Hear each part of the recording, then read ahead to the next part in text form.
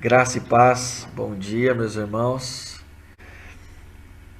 Que Deus nos dê um tempo aí de estudo e de entendimento, que o Espírito Santo venha trazer ao nosso coração entendimento nessa manhã. Amém? Então vamos fazer nossa oração nessa manhã para começar. Amém? Pastor Felipe, pode orar por nós, aproveitando e colocando a vida da Kátia, do João também nessa diante desse momento que eles estão passando, né? Então, nossos bichinhos fazem parte da nossa história e da nossa família, né? Então, a gatinha dela, 17 anos, em um momento bem difícil para eles, né? Vamos colocá-los diante de Deus também. Amém. Oremos. Senhor Jesus, nós te damos graças pelo dia que o Senhor nos presenteia hoje, Pai. Muito obrigado por mais uma oportunidade, Senhor, de nos alimentarmos da Sua palavra, mais uma oportunidade de crescermos, Senhor Deus, em te conhecer, Senhor, conhecer a Tua obra, Pai, de salvação, Pai. Em nome do Teu Filho amado Jesus, toma a vida do pastor Eduardo, que nos abençoa, Senhor Deus, de forma muito preciosa, Senhor, no ensinar da Tua palavra, Senhor Deus. Em nome do Teu Filho amado Jesus, que nossas mentes elas estejam disponíveis, Senhor Deus, abertas a receber de Ti, Pai. Em nome de Jesus, Senhor. Nessa manhã, Pai amado, toma-nos por completo, Senhor Deus, esse tempo de estudo. Queremos também orar, Senhor Deus, pela vida do João, pela vida da Kátia, Senhor Deus, eles que estão muito, Senhor Deus, receosos, preocupados com os seus corações aflitos, Senhor Deus, quanto a essa situação da sua gatinha, Pai amado. Pai, gente querido, em nome do Teu Filho amado Jesus, dê o coração dele, Senhor Deus, paz e discernimento, Senhor Deus, nessa manhã, Pai. Em nome de Jesus, Senhor Deus. Pai, Senhor Deus, saber que o Senhor está com eles. Discernimento, Senhor Deus, para entender que nada acontece sem que a Tua vontade impere sobre as nossas vidas, Pai. Em nome do Teu Filho amado Jesus, te damos graças porque sabemos que o Senhor nos ouve e sabemos que o Senhor também nos responde. Louvado seja o Seu nome. Amém e amém. Então vamos lá, gente. Como a gente trabalhou semana passada, a gente está trabalhando um livro do Reinhard Hartler, que ele fala sobre fé, a manifestação das bênçãos de Deus nas nossas vidas diariamente. E aí ele tem um entendimento sobre a fé se equilibrando com alguns aspectos que são importantes ali na escritura também, né? A fé, quando ela tem esse equilíbrio, ela se torna o que nós tanto queremos, que é a fé em ação, né? Então, semana passada nós já começamos trabalhando um pouco, falando sobre a fé e a graça, né? Então, trabalhamos o texto de Efésios 2:8 e tudo isso para tentar responder, né? Nós somos salvos pela graça ou pela fé? Nós somos salvos pela graça por meio da fé. Então, a partir daqui a gente já viu que precisa haver um equilíbrio, né? Trabalhamos esse conceito de que então, sem compreendermos a graça como um presente de Deus, como sendo algo que Deus já liberou sobre nós, é a partir de tudo aquilo que a graça já nos concedeu, então, que a fé pode ser colocada em ação. Nós vimos também, a partir do exemplo de Abraão, né? Então, como Abraão é o pai da fé, então a gente vai partir sempre de ensinamentos a partir dele, né? Que a gente consegue extrair das Escrituras. Então, usamos o exemplo de que ele queria muito ter um filho e estava entendendo que seu servo seria então o seu herdeiro, quando Deus então diz para ele: não, você terá um herdeiro a partir de você irá gerar uma descendência, né? Então é a partir então dessa afirmação divina que ele então crê, e a gente viu a primeira expressão creu na Bíblia vem a partir desse episódio. Então ele crê a partir de uma palavra de Deus lançada sobre ele, né? E é a partir dessa história que Paulo, quando escreve lá aos Romanos, no capítulo 4:16, ele diz que Deus então deu a promessa como um ato de graça, e foi a partir daí que Abraão ele passa a viver então o seu milagre, né? A partir daquilo que Deus diz. Então ele precisou ativar a sua fé depois que Deus liberou uma palavra sobre ele, né? E para terminar, a gente acabou fazendo também um alinhamento sobre o entendimento do que é misericórdia e do que é graça, né? São coisas distintas. A gente conseguiu entender que a misericórdia de Deus, ele é o Senhor não nos dar aquilo que nós merecíamos, né? Enquanto a graça é o Senhor que nos deu aquilo que nós não merecíamos, né? Então, misericórdia é o Senhor não nos conceder a morte. Graça é o Senhor, mesmo diante do nosso pecado, é Ele nos conceder salvação e muito mais do que isso, a vida eterna, né? E isso é importante para que a gente possa compreender os benefícios dessa graça e valorizarmos tudo aquilo que o Senhor nos deu.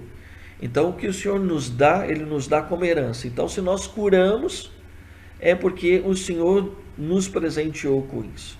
Se há manifestação de cura por intermédio das nossas vidas, se há manifestação de misericórdia através das nossas vidas, e aí todos os benefícios da nova aliança, então são sinais de uma graça que nós precisamos valorizar e não banalizá-la, né?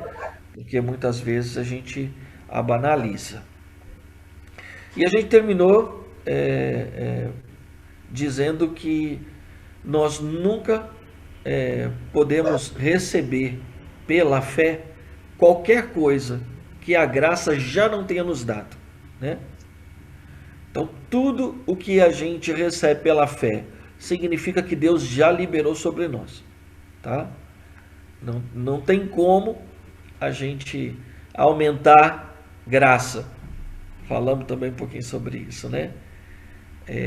Não tem como, a graça não aumenta, isso foi um presente deliberado de Deus sobre nós, tá? Então falamos sobre fé e graça. Hoje nós vamos falar sobre fé e louvor e vamos equilibrar também fé e amor, tá bom? Alguma pergunta aqui? Então vamos lá, vamos participar desse entendimento, né? Sobre fé e louvor, né? Mas aí vamos acrescentar fé, louvor e ações de graças, tá? Um dos erros que geralmente a gente comete é quando nós estamos numa situação um pouco complicada, né? Em que a gente está precisando de um milagre, de uma intervenção do Pai, a gente acaba é algo muito corriqueiro, né? A gente acaba focando no problema, né? E a gente foca na dificuldade, e essas coisas elas acabam se tornando sempre maiores do que elas são. Eu confesso o meu pecado diante de vocês, eu tenho essa tendência, né? Eu trabalhava, quando eu trabalhava na fábrica,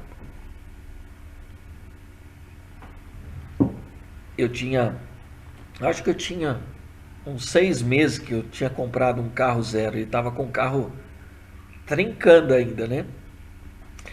Eu fazendo o retorno na Raposo, saindo, né, da Raposo, aí veio um rapaz, acho que ele estava no celular, não viu e chapou na minha lateral. Eu entrando na Raposo e ele vindo na Raposo. E ele, assim, mudou de faixa, bem na hora, né? E chapou na minha lateral, assim. Aí, meu Deus, acabou com o carro zero, vou reformar o carro, como é que é agora? Aquele chororô. Aí cheguei no seu rote, né?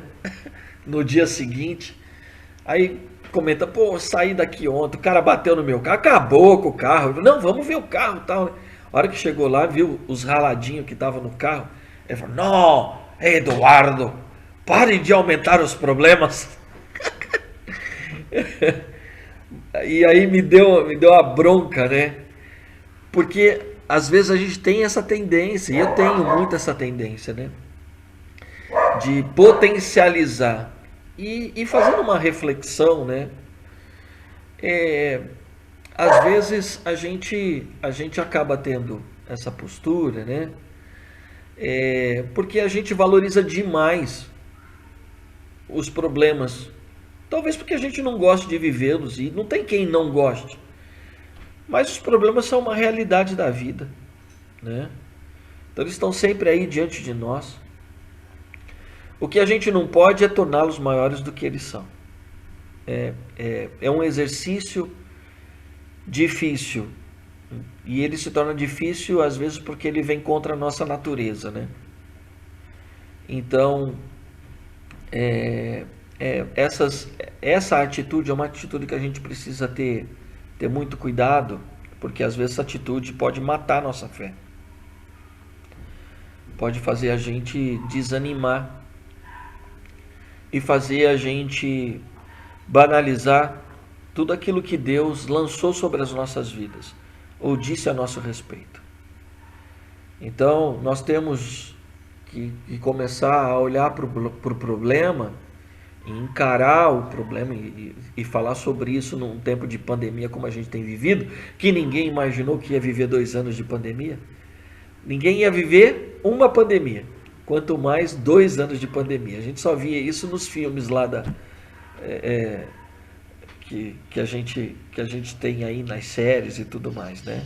Então, a gente precisa começar a encarar os problemas de frente, mas a gente não pode colocar o nosso foco no problema. E ainda utilizando o exemplo de Abraão, ele até reconheceu nesse episódio da descendência, né, que ele era velho. Ele reconheceu que ele estava já fragilizado pelo tempo, né? Mas ele reconheceu, né, a palavra de Deus lançada sobre ele. Ele entendeu que ele não podia ter filho, mas ele resolveu focar não na sua realidade, mas ele resolveu focar naquilo que Deus prometeu para ele. E aqui está um grande exemplo para nós. Então, diante dos reveses da vida, e nós precisamos entender que tudo que Deus diz que está sobre nós são as bênçãos espirituais de Efésio. São bênçãos espirituais porque através da fé e por intermédio da fé, tudo que é sobrenatural se torna então real, se torna possível neste plano, né?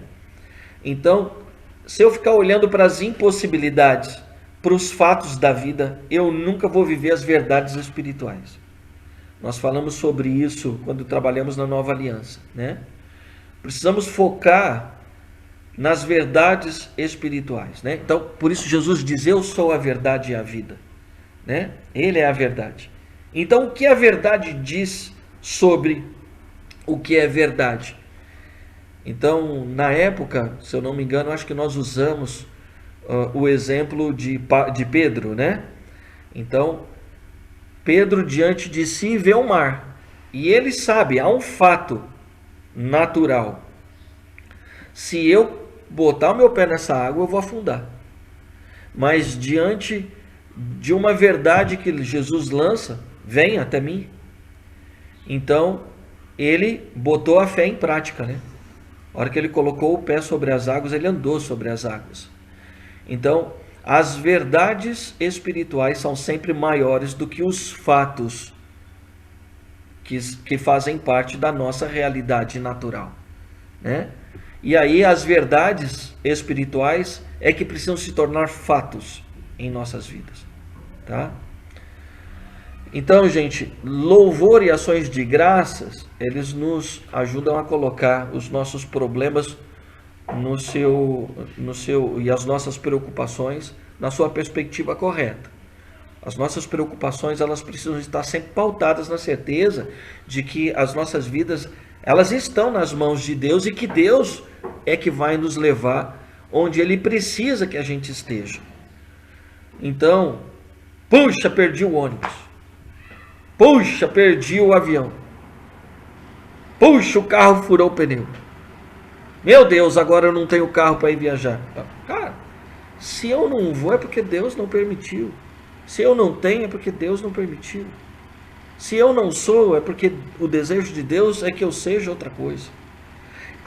Todos estes problemas que muitas vezes nós enfatizamos e colocamos toda a nossa força e foco nele, precisamos entender que às vezes eles não são tão problemáticos assim. Às vezes não era o momento. Às vezes até é um projeto de Deus, mas não é o momento. Então isso mostra muito do quanto nós estamos alinhados com o Senhor e quanto nós estamos distantes dele, tá? Até aqui alguma pergunta? Legal. Então um texto que nos ajuda a entender um pouquinho de tudo isso que a gente trabalhou aqui agora é o texto que está em Filipenses, no capítulo 4, verso 6. Quem pode ler para nós aí que está com Bíblia? Darinho? Você tem Bíblia aí? Não andeis ansiosos de coisa alguma. Em tudo, porém, sejam conhecidas diante de Deus as vossas petições, pela oração e pela súplica, sempre com ações de graças. Então está muito parecida com a minha versão aqui, né? O que acontece? Muitos cristãos, eles tentam gerenciar as suas preocupações, né? Muitos de nós. Mas às vezes a gente não consegue, né? Porque a gente não tem o controle de tudo. As variáveis são muito grandes. E administrar variável é um negócio terrível, hein, Darinho? A gente tá saindo de uma reforma, hein? Não depende da gente. Principalmente quando quem está botando a mão na massa são outras pessoas, né? Então, viver administrando variável é complicado. Ou você, então, se entrega e entende que Deus é o único que tem o poder e o controle sobre todas essas coisas, né? Ou a gente acaba ficando doido. Então, muitas vezes, quando a gente não consegue gerenciar as preocupações, e a gente não consegue também porque a gente não tem muito claro isso que o Reinhardt fala, né? Que é o equilíbrio da fé e da ação de graças, né? Porque a gente só aprende a dar graças por aquilo que o Senhor faz. A gente é acostumado a agradecer a Deus somente por aquilo que Ele faz, ou melhor, por aquilo que Ele fez, vamos pensar assim, o que Ele realizou. A gente tem uma tendência de viver o passado, que é extraordinário, né? A gente gosta de viver o passado para ficar lembrando de mágoa, de problema, do que fizeram, do que deixamos de fazer, do que poderíamos ter se não fosse o que tinha, a tomada de decisão errada, equivocada. Aí, a mesma coisa a gente aplica com Deus. Eu só louvo a Deus por aquilo que Ele fez, né? Aí eu critico, gosto muito, e a gente canta a música da Aline Barros lá, né? E aí eu critico aquele trecho que ela fala assim: eu te louvarei conforme a tua justiça. Rapaz, esse negócio é subjetivo demais. Porque se a maneira que eu vejo a justiça não é a maneira que a justiça se manifesta na Bíblia, né? Então, de acordo com o que eu acho que é justo, eu louvo a Deus. E aí eu só louvo a Deus por aquilo que Ele fez. Vivo lá o passado. Então Deus faz, eu louvo. Deus não faz, eu não louvo. E essa é uma crítica que a gente precisa fazer, né? Diga aí, Dário. Eu vi essa música de um foco totalmente diferente. Assim, como tudo está nas mãos de Deus, conforme ele fizer, ou o que ele fizer, eu vou louvá-lo. Como eu vejo essa parte dessa música aí. Amém. Você é mais crente que eu. Fala, pastor. É que no início você estava falando da situação em si. O texto está dizendo que eu coloquei diante de Deus, então eu confio. E a partir disso, eu não posso trazer isso de volta. Como você falou, assim, eu fico lembrando que não deu certo. Eu penso naquela questão que eu posso ter vivido uma situação difícil, liberei perdão, coloquei para Deus, agradeci, e no caminhar a gente parece que começa a lembrar aquilo. Ou seja, se o texto está dizendo que é para não estar inquieto, que não é para estar ansioso, que eu coloquei diante de Deus com súplica e ações de graça, então, a partir daquilo é o que eu tenho que viver. Exatamente.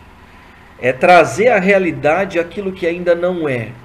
É louvar a Deus por aquilo que ele ainda não realizou, não concretizou, mas diante de uma palavra dele, é.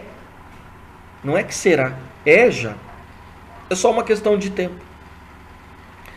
E esse tempo, ele precisa ser o suficiente para tratar meu coração. É isso que a gente precisa entender, que a fé e a ação de graças, ele tem um tempo, que é o tempo da realização, da concretização daquilo que Deus já falou. Então, como a Bíblia está dizendo que as ações são as ações de graças que fazem com que as nossas súplicas elas sejam conhecidas diante de Deus, né? Para focarmos na bondade de Deus e não no problema, para que a gente então foque naquilo que é maior, o nosso Deus, e não o problema. E aqui, nesta atitude nossa, consiste a realidade da nossa fé. Se eu tenho ela em Deus, ou se eu tenho ela na circunstância, né? Então, quem é maior na minha vida? Quem é maior na minha vida é aquele que eu dou mais importância. Essa é uma dura realidade. Se Deus é maior na minha vida, eu dou importância e foco na bondade dele, na sua misericórdia, na sua graça. Agora, se maior é o meu problema, então eu potencializo ele. Fala, Vandão. Como você falou 6, eu entro no 7 que eu estou olhando. Dentro daquilo que a gente apresentou, ele diz: e a paz de Deus, que excede todo entendimento, guardará os vossos corações e os vossos sentimentos em Cristo Jesus. É isso aí. Vamos retomar um pouquinho isso aí. Como é que a gente luta contra o diabo? Fazendo carinho nele? Fugindo dele? Na verdade, é o diabo que tem que fugir da gente, né? Porque a palavra diz: resistir ao diabo e ele fugirá de vós. E aí, assim, a gente vê um monte de crente com medo do diabo, desesperado, né? O Reinhardt, ele conta uma história, né, que o cara chegou um dia no gabinete dele, quando ele era pastor lá na Áustria, eu acho, e aí o cara cabisbaixo, triste e tal, aí ele falou assim: ô pastor, tô com um problema. Eu tô vendo o que é.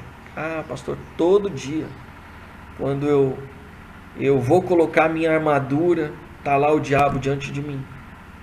Ele falou: como que é isso? Não, porque quando eu vou dormir eu tiro a armadura, aí quando eu acordo eu ponho a armadura. Ele falou: então por que você tira? Então, se você entende isso.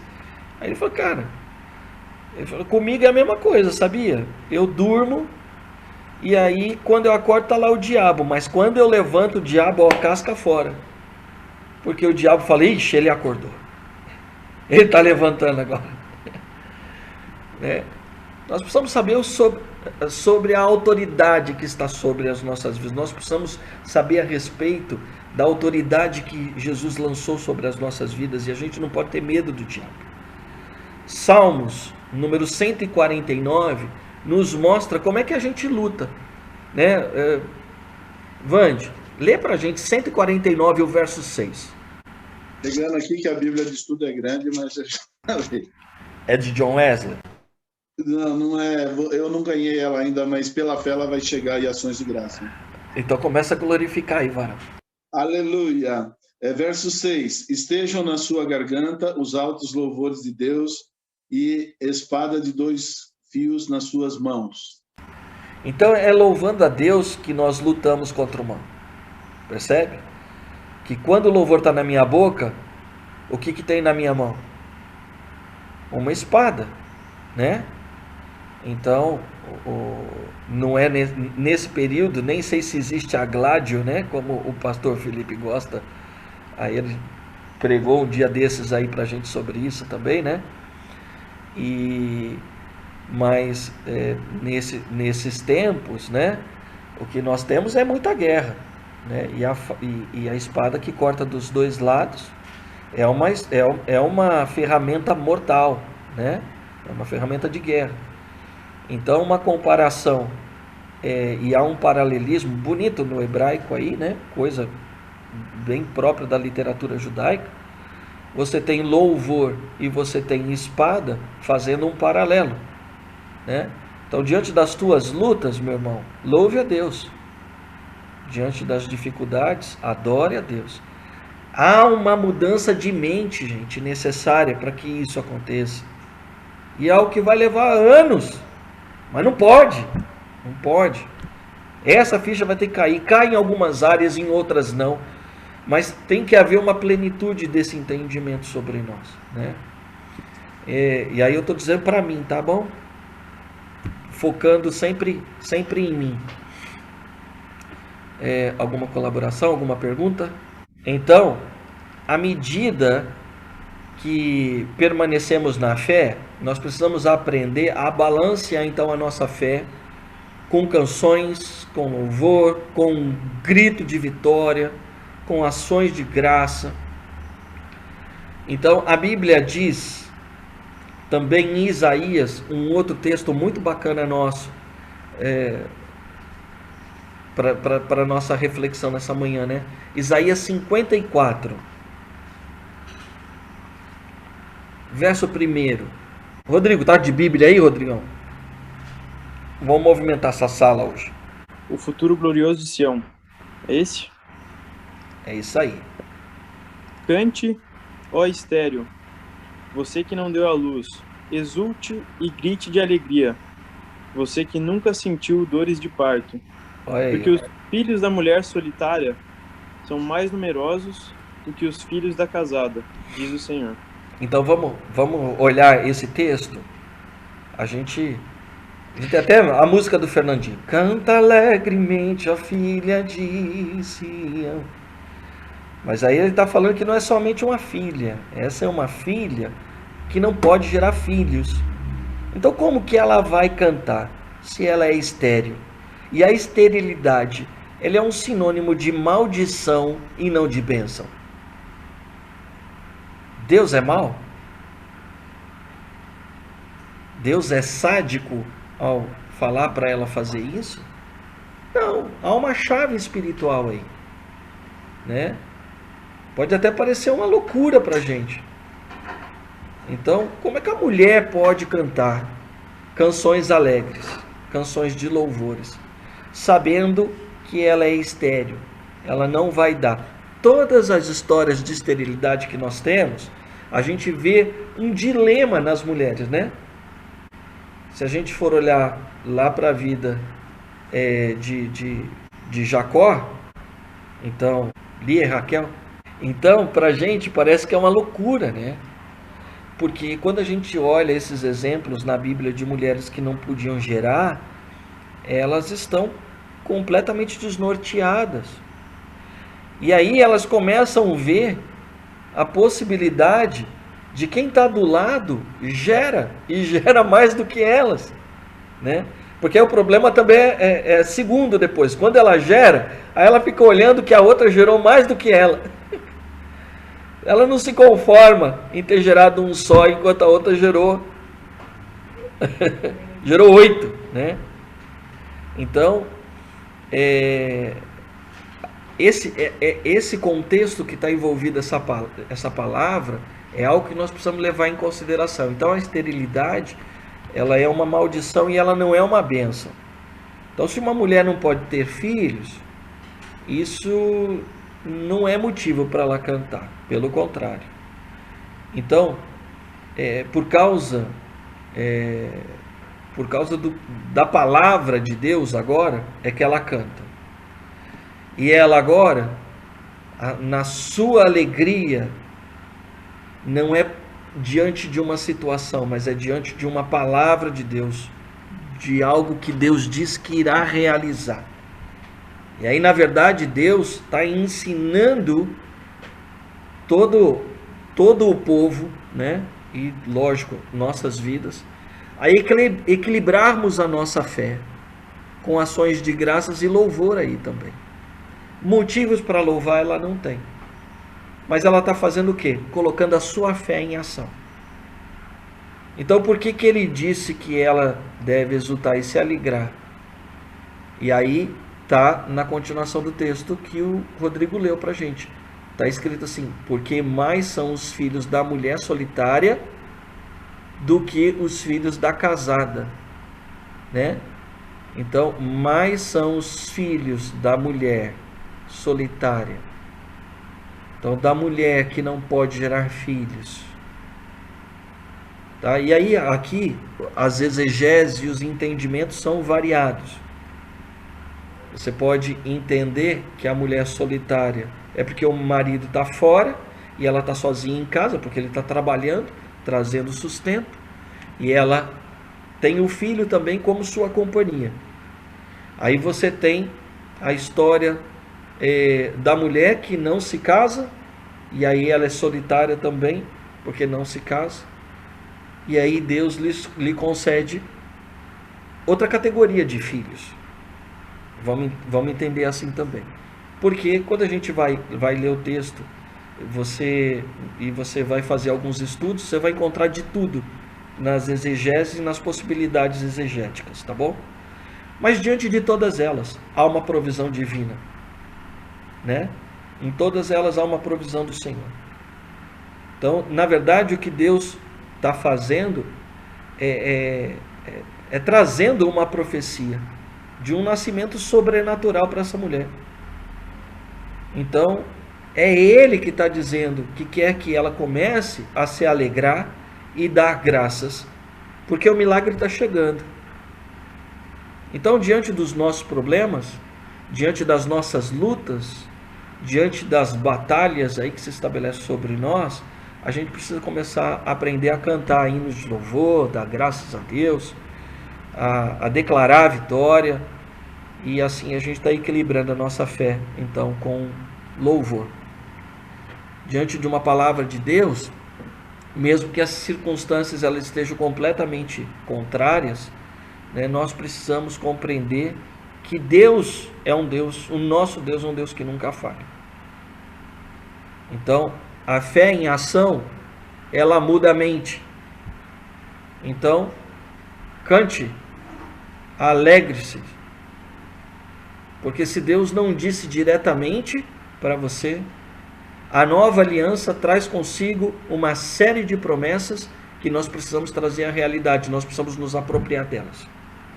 Então precisamos cantar, agradecer e declarar a palavra de Deus que já está sobre nós através da nova aliança. Tá bom? Então é importante que alimentemos os nossos sentimentos, as nossas escolhas, sempre com as verdades bíblicas, com as verdades de Deus para nós, e não o contrário. Nós não podemos fazer escolhas com base no nosso sentimento. Um outro detalhe: às vezes nós tomamos decisão com base naquilo que nós estamos sentindo, né?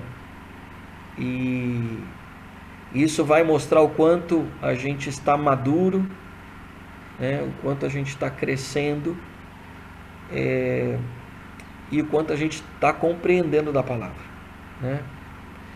E sempre é hora da gente rever, voltar atrás, errou, arrepender, não pecar mais, dar um voto, crer que Deus está no controle e prosseguir, né? Então é muito perigoso esse comportamento, tomar decisão com base no sentimento. Então um exemplo é que diante de situações que são situações não tão, vamos falar assim, não tão confortáveis, né? A gente não se alegrar, mas a gente se entristecer. Então, por exemplo, vou citar um exemplo aqui. Nesses tempos que a gente está vivendo de pandemia, eu tenho visto muito relógio de oração. Os horários da madrugada, rapaz, é uma luta para preencher, né? Acordar 3 horas da manhã para orar, talvez não mova a alegria de ninguém, né? O cara perdeu o sono ou tem que acordar cedo, acorda mal-humorado, né? Sim, normalmente. Tirando uns velhos que nem nós, né, Dário? Que não dorme mesmo, tá acostumado com as galinhas, né? Então, Pode cedo. e aí não precisa nem despertador, né? Então, certamente, a gente não fica alegre quando a gente precisa acordar cedo, ou, por exemplo, 3 horas da manhã para orar. E muitos de nós, às vezes, não se alegram com essa situação, né? Mas quando a gente alinha o nosso sentimento com a nossa escolha, tudo isso muda, né? Eu escolhi acordar às 3 da manhã. Quando eu acordo, então eu acordo motivado por aquilo que eu escolhi, um propósito, né? Foi uma escolha. Eu preciso alinhar os meus sentimentos às minhas escolhas e não o contrário. Fala, Vandão. Compartilhando dentro do que você está falando, né? Eu aqui, vamos dizer assim, na minha árvore genealógica, minha mãe é aquela que acorda praticamente todo dia de madrugada para orar. E quando não acorda, ela fica assim, meio que, ai, por que eu não acordei? E trazendo isso para mim, né? Deus tem me permitido acordar de madrugada. Eu vou dizer que não oro tanto quanto, mas esses dias eu tive assim uma experiência, que eu digo para mim, né, experiência. Eu conheço irmãos lá de Moçambique, né, Marta e Horácio. E acordei, peguei o celular e estava começando o culto lá, em função do horário diferente. E naquele tempo eu comecei a ouvir deles, né, falando da dificuldade da África, que é diferente um pouco da que a gente está aqui, mas de que existe essa dificuldade, esse problema. E antes disso aí, que você entrou no assunto, eu estava pensando aqui, como a gente está falando de louvor, né, lembrando daquele cântico que diz, né, por tudo que tens feito, por tudo que vais fazer, por tuas promessas e tudo que és, queremos te agradecer com todo o meu ser, o nosso ser. Então, eu entendo, né, como você fala aí, brincou com o Dário, né, de acordar, Deus nos move, eu tenho dito às vezes para o pessoal da igreja assim, né, a gente quer que Deus fale com a gente, e normalmente Deus vai nos despertar, que seja, né, pela madrugada, porque aí está tudo quieto, é a hora que a gente vai conseguir realmente estar colocando diante dele, seja louvor, gratidão, adoração e intercessão. Uma história que o Seraf conta pra gente, né? Que às vezes os caras viajam 5 horas para poder participar de um culto lá. Sim. E aí, o culto não é um culto de 1 hora. É o culto da tarde toda. E aí depois, os caras saem no final da tarde. A celebração de 4, 5 horas. Exatamente, que o pessoal compartilhava com a gente, agora eles não têm dado tempo aqui, né? Mas era o que ela falava para a gente. Ele falava, vocês estão numa cadeira estofada, tem ventilador, eles caminham distâncias e distâncias para ficar debaixo de uma árvore. Aí quando a gente, se a gente então entende que uma caminhada de 5 horas é o suficiente para gerar um desânimo. Agora você imagina o cara quando chega, ele tem mais 5 horas de celebração. e depois ele tem mais 5 horas de volta, né? Cara, aí agora, assim, conversando com algumas pessoas essa semana, assim, né? Com tudo que a gente tem vivido, né? Eu sei que existe, vamos levar as coisas a sério, né? A pandemia tá aí, etc. Mas existem algumas pessoas, e me disseram, só estou dizendo a partir do que me disseram, né? Por que você não tem vindo aos cultos, tal? Aí a pessoa me respondeu, né? Ah, pastor, tá confortável em casa. Eu sei que tá, né? Então, mas eu estou me arriscando por você. Eu estou botando em risco a minha vida para que você na sua casa tenha um culto confortável. Não custa você, pelo menos no dia da ceia, vir celebrar também. Então, seu sentimento não pode estar na sua tomada de decisão. O seu medo não pode te impedir. Entendeu? Não é o medo, mas o contrário, sim. E louvar a Deus, né? E aí entrar por suas portas com ações de graças e nos seus átrios com hinos de louvor, né?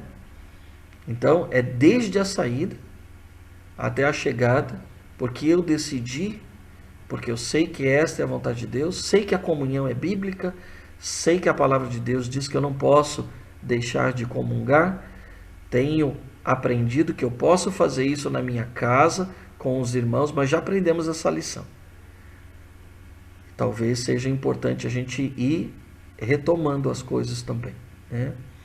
Só um versículo, me permita, né? Oséias fala, conheçamos e prossigamos em conhecer. É isso aí. Então, equilibrar a fé e a ação de graça vai nos conduzir a vitórias ainda não vistas, né? Vitórias, mas certas, porque a palavra de Deus diz que elas são sobre nós. Vivenciar, experimentar cada uma dessas promessas, então vai nos levar a colocar a nossa fé em ação, né? Além de transformar, lógico, todas as dificuldades em situações corriqueiras, né? Não dando às situações um valor maior do que realmente elas são. Legal. Vamos partir para o encerramento. Aqui é algo que nós já sabemos e para nós fica cada vez mais claro. O equilíbrio entre fé e amor, né? Tem um texto que a gente conhece, né? Então, só lembrando um pouquinho. Equilibramos fé e graça, equilibramos fé, louvor e ações de graça, e agora vamos equilibrar fé e amor. Vamos entender isso. Primeira carta de Paulo aos Coríntios, no capítulo 13, ele fala sobre o amor. E é interessante, logo no comecinho da carta, no verso 2, a explanação que ele faz a respeito disso.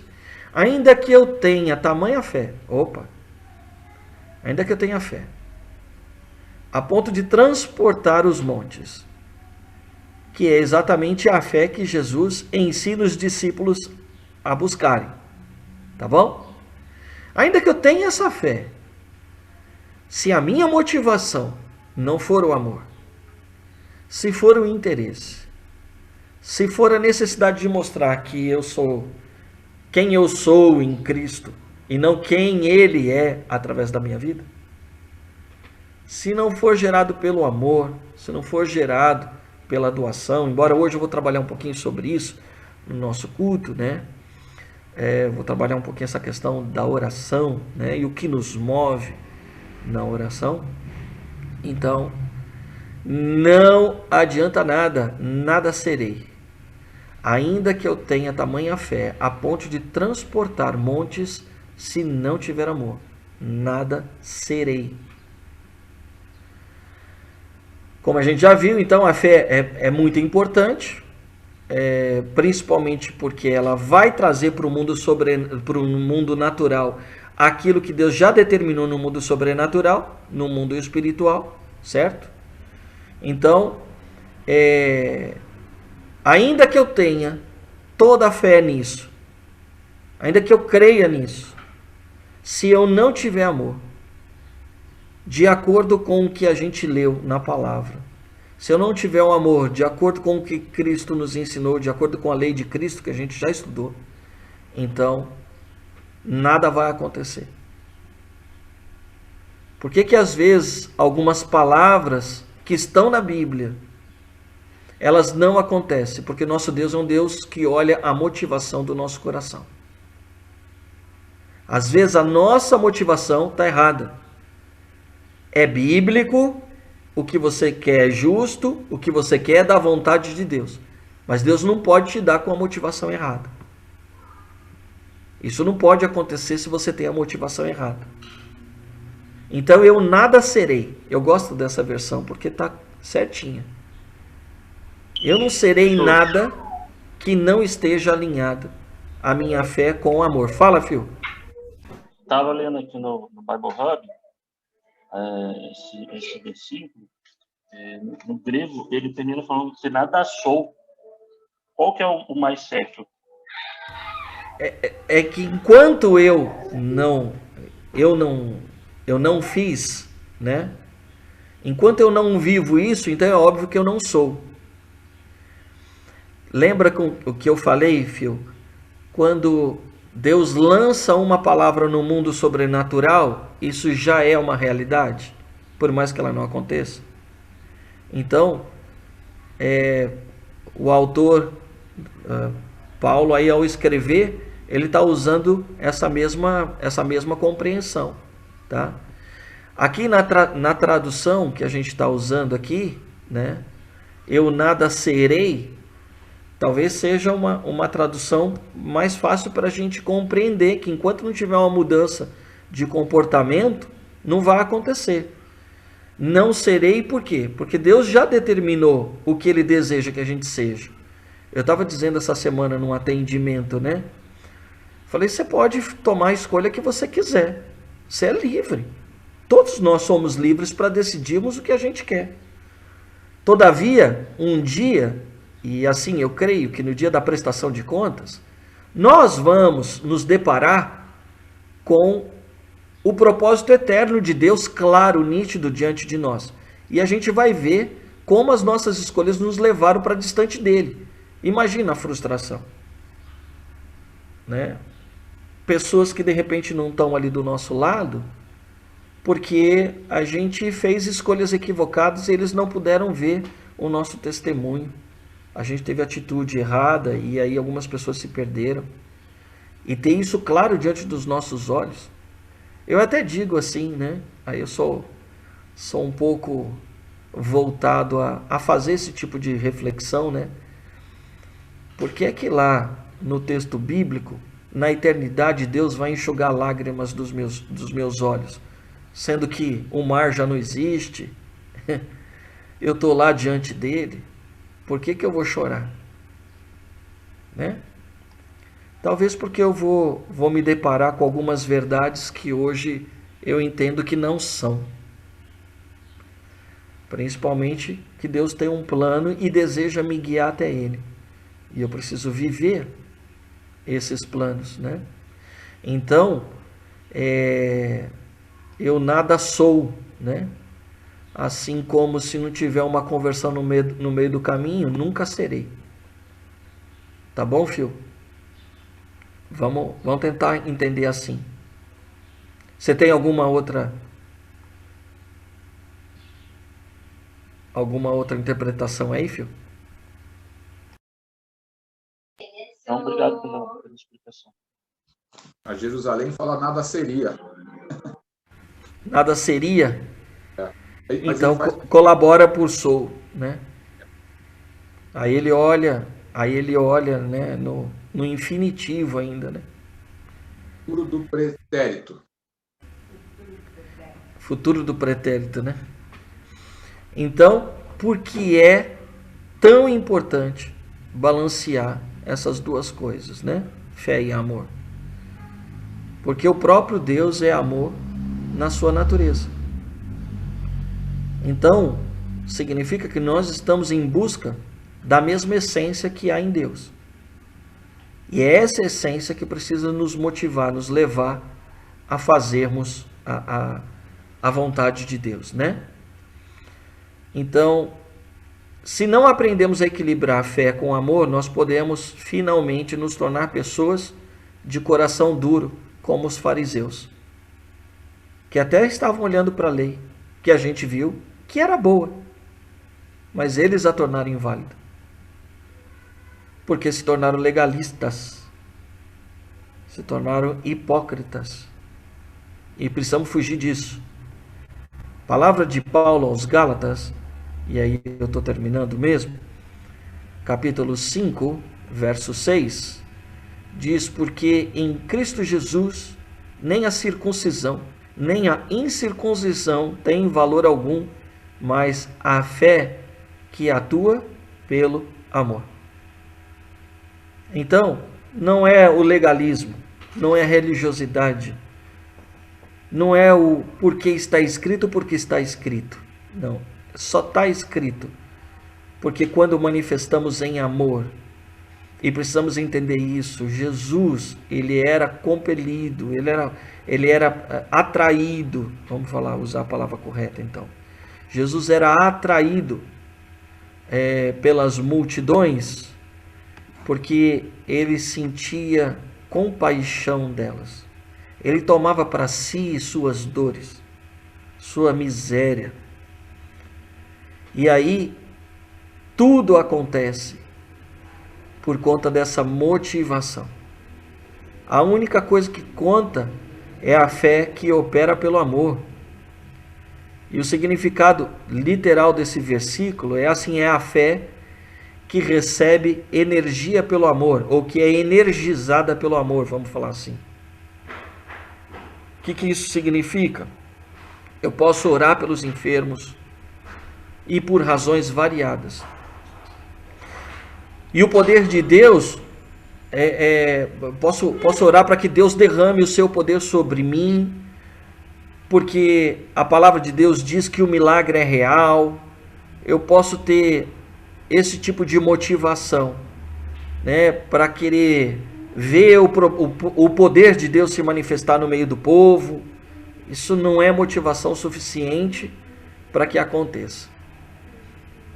Mas quando eu entro no problema do outro, no sentimento do outro, na realidade do outro, todas essas coisas se tornam reais, se tornam possíveis. Quando eu me vejo no outro, quando eu entendo a dor do outro, né? E esse é um baita de um exercício também que a gente precisa fazer, né? É botar o teu pé no sapato do outro, né? Coisa que a gente passou a vida toda sem querer fazer. E são os mais próximos de nós que vão nos permitir a vivermos essa verdade bíblica. Então por isso que a gente tem que valorizar quem é que está mais próximo de nós, né? A minha motivação não é quantos milagres se manifestaram por intermédio da minha vida para eu me gabar, a ponto das pessoas me procurarem porque a minha oração é forte. Não é isso. A essência não é essa. A motivação não pode ser essa. Todas essas coisas são motivações equivocadas. Para Deus, as nossas motivações, repito mais uma vez, é o que vale. Ele não olha apenas para as ações. Ele não olha somente para as nossas escolhas certas, mas ele olha para as intenções do nosso coração, é o que diz a palavra. O que conta para Deus é a fé que recebe a energia a partir do amor, que ela é colocada em prática a partir do amor, a partir da empatia, né? Se realmente amarmos as pessoas, a gente vai sentir compaixão ao ver os doentes, os necessitados, e a única maneira de ministrar cura, manifestar Tudo aquilo que a nova aliança nos manda manifestar está sobre nós. Ungir os enfermos, dar vista aos cegos, fazer com que coxos andem, com que mudos falam, com que surdos ouçam. Então, trazer liberdade aos cativos. A motivação toda para que essas coisas se tornem realidade é o amor, é a empatia. Se realmente a gente anda em amor, então a gente vai fazer tudo que pudermos, tudo que está no nosso alcance para ser um homem e uma mulher de fé, para ajudar pessoas, para que a virtude que está em nós seja algo compartilhável, né? Se realmente nós amamos a Deus, amaremos também as pessoas assim como Deus as ama, independente do que elas são ou fazem. A motivação para realizarmos todas as coisas por meio da fé que a nova aliança nos proporciona só vai ser ativada se a nossa motivação estiver alicerçada no amor, tá? Se por um lado é o amor que energiza a nossa fé, então logo a gente vai descobrir que sem fé o nosso amor não tem poder nenhum. Essa é a diferença de quem então só faz obra, tá bom? Às vezes tem amor, mas acha que a solução está em si, não está em Deus. Então, sem fé, não podemos ajudar as pessoas de um modo pleno, significativo. O amor é sempre o que vai nos mover e nos motivar a andar na fé que Deus tem para nós. Fé para ver o seu reino vir a nós e o seu poder ser liberado sobre a vida das pessoas. Exatamente como Jesus fez em vários episódios, né? Não somente na multiplicação dos pães, mas em vários episódios. O amor foi a fonte que liberou, que foi o que ajudou Jesus a liberar sobre as pessoas cura, liberdade dos cativeiros, alimento, até provisão de alimento, né? Percebe isso? Então, se tiver fé, mas não equilibrar com amor, então corremos risco de nos tornar as pessoas difíceis de lidar, inacessíveis, que julgam aqueles que não têm uma fé tão forte ou não têm o mesmo nível de fé que nós.